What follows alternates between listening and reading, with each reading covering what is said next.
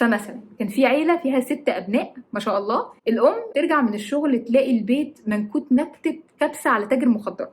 الظاهر ان الموضوع ده كان بيضايق، ملهاش حق طبعا، بس في ناس كده طبعها غريب. طبعا في الاول كانت بتتخانق وتهدد وتزعق، والادوات السحريه بتاعتنا دي للمفاجأة ما جابتش نتيجة. قوم كتبت في الأجندة بتاعة الاجتماع الأسبوعي وقالت إيه تطرح المشكلة دي للمناقشة. قالت لهم أنا عارفة إن الكركبة ما بتضايقكوش وإن دي مشكلتي أنا اللي عندي مشكلة، فأيديكوا معايا بقى يعني تساعدوني نحل المشكلة دي، لأنه زي ما اتفقنا قبل كده ده بيتنا كلنا ومحتاجين كلنا نبقى قاعدين فيه مرتاحين. قعدوا بقى يفكروا مع بعضهم كده، طلعوا بفكرة لطيفة جدا. قالوا إحنا هنعمل بوكس ونحطه في الجراج ونكتب عليه سيفتي ديبوزيت بوكس، وأي حد هيلاقي حاجة مرمية في الأماكن المشتركة زي المطبخ أو غرفة المعيشة يحطها في البوكس ده، وصاحب الحاجة ياخدها بعدها بأسبوع.